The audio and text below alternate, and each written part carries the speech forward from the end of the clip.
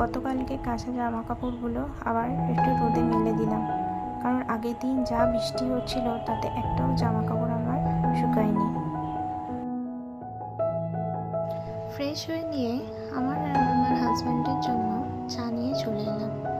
যদিও ও এখনো ঘুম থেকে উঠেনি, আমার গ্রিন টি নিয়ে নিলাম আর ও খায় লিকার চা।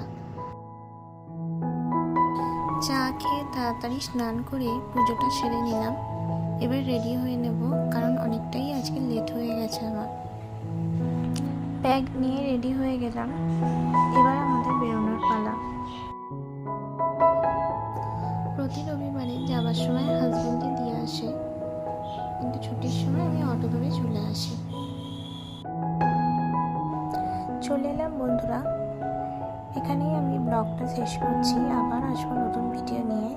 তোমরা ভালো থেকে সুস্থ থেকো। টাটা।